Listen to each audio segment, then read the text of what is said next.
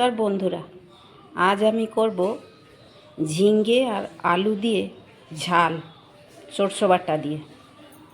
তাহলে চলুন বন্ধুরা, দেখুন খোসা ছাড়া হয়ে গেল। আমি পুরো খোসা ছাড়াইনি, অল্প অল্প রেখেছি। কেন, পুরো খোসা ছাড়িয়ে দিলে ঝিঙ্গের টেস্টটা নষ্ট হয়ে যায়, ওর সুগন্ধ চলে যায়। তাই আমি যেভাবে করেছি ওইভাবেই করবেন। আর কাটার সময় একটু মুখে দিয়ে দেখবেন তেতো লাগছে না মিষ্টি আছে। অনেক ঝিঙ্গেই তেতো লাগে। বন্ধুরা, এবারে দেখে নিন মশলার উপকরণ।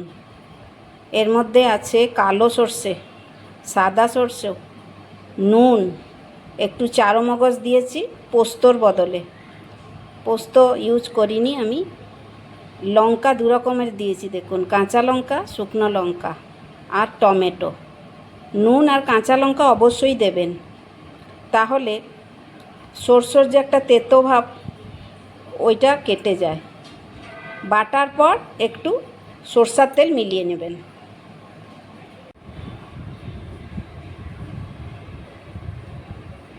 বন্ধুরা, কড়াইতে তেল দিয়ে তার মধ্যে তেল গরম হয়ে গেলে লঙ্কা আর জিরে ফোড়ন দিন।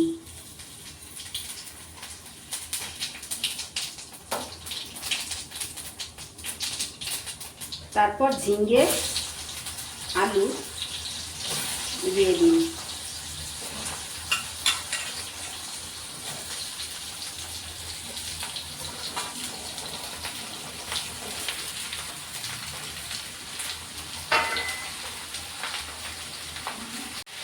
কিছুক্ষণ ভাজা হয়ে যাওয়ার পর নুন আর হলুদ দেবেন।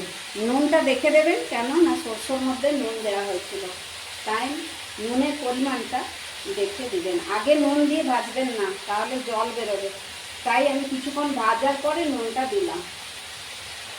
বন্ধুরা, আমি বাংলায় বলছি, তাই অনেকে বুঝতে পারবে না, সবাই তো আর বাঙালি নয়।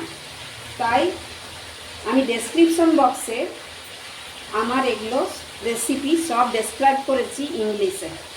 আপনারা মোর যে লেখা আছে ওই মোরের উপরে ট্যাপ করলেই পেয়ে যাবেন আমার ডেসক্রিপশন বক্স। তারপর ওতে আমি কি কি ডেসক্রাইব করেছি দেখে নেবেন।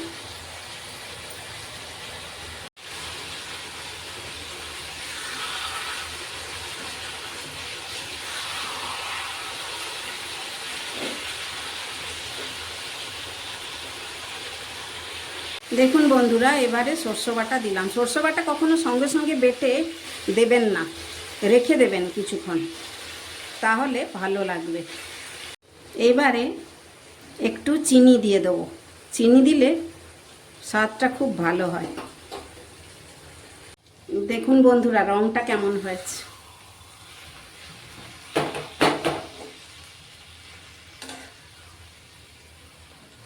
দেখতে পাচ্ছেন? একটা পাত্রে আমি কিছু জল ফুটিয়ে নিলাম। ওই ফুটান্ত জলই দেবো তরকারির মধ্যে, তাহলে খুব টেস্টি হবে। দেখো বন্ধুরা কেমন ফুটছে। বন্ধুরা, হয়ে গেল আমার আলু ঝিঙ্গের ঝাল।